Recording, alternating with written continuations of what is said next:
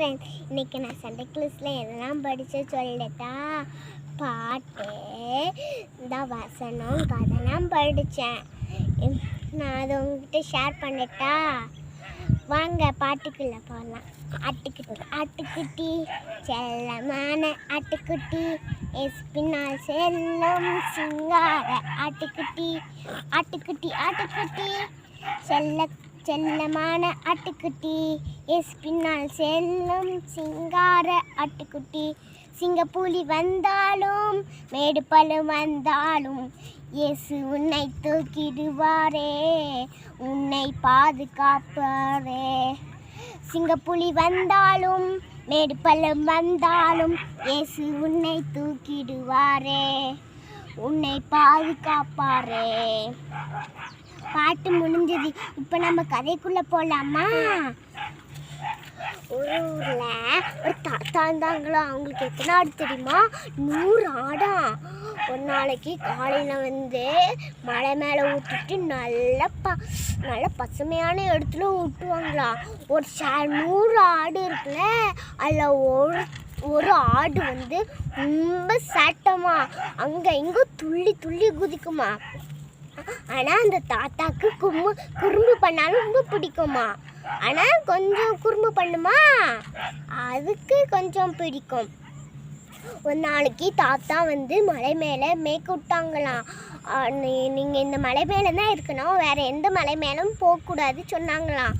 அடுத்து அந்த சேட்டைக்கார ஆடு இருக்குல்ல, அதில் நல்லா பார்த்துச்சான். ஒரு மலையை பார்த்துட்டு நிறைய பசுமையான புல்லெல்லாம் இருக்கே, நல்லா அழகாக இருக்கேன்னு பார்த்துச்சான். அது ஃப்ரெண்டை கூப்பிட்டு, ஃப்ரெண்டே இங்கே பாரு, பசுமையான புல் நல்லா அழகாக இருக்கு பாரு, நான் அதை தின்ன போகிறேன், நீயும் வரியா?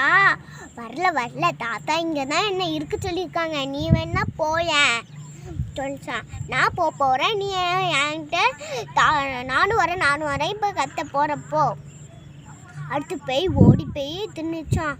தின்னு முடிச்சோன்னே இன்னொன்று இதை பார்த்து ரொம்ப அழகாக இருந்துச்சான். அது ரொம்ப அழகாக இருந்துச்சு. அது ஒரு முள்ளுவெளியிலே இருந்துச்சான். அடுத்து அது ஆசை குதிச்சுட்டான். ஆசையாக இருந்து தின்னுட்டான். அடுத்து 5 மணி ஆயிட்டான். தாத்தா வீட்டுக்கு கொண்டு போயிடுவாங்களே எல்லாரும் நினைச்சான். அது குதிக்க பார்த்து அண்ணா வரவே இல்லையா. அது என்ன புல்லுவெளியில் மாட்டிக்கிட்டு இருந்துச்சான். குதிக்க தோல்லாம் உறிஞ்சி ரத்தம் வந்துச்சான். அடுத்து நல்லா இந்த தாத்தா ஒரு நாளைக்கு அப்படியே வீட்டுக்கு எல்லாம் 6 மணி ஆயிட்டான்.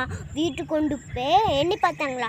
1 2 3 இன்னும் ஒரு ஆடு குறையுதே, நம்மளுக்கு தான் வேஸ்டாயிட்டு, திரும்பியும் எண்ணி பார்ப்போம்னு சொன்னாங்களா.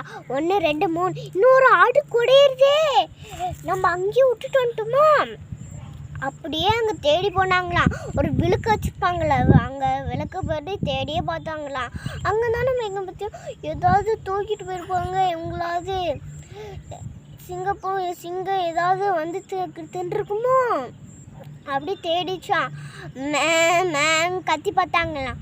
அடுத்து அந்த ஆடுக்கு அந்த சத்தம் கேட்டுச்சான். அதுவும் மேன் பதிலாக கேட்டுச்சான். அந்த தாத்தாக்கு அந்த சத்தம் கேட்டுச்சான். அடுத்து மேன்னு சொல்லி அதுக்கிட்ட போனாங்களாம்.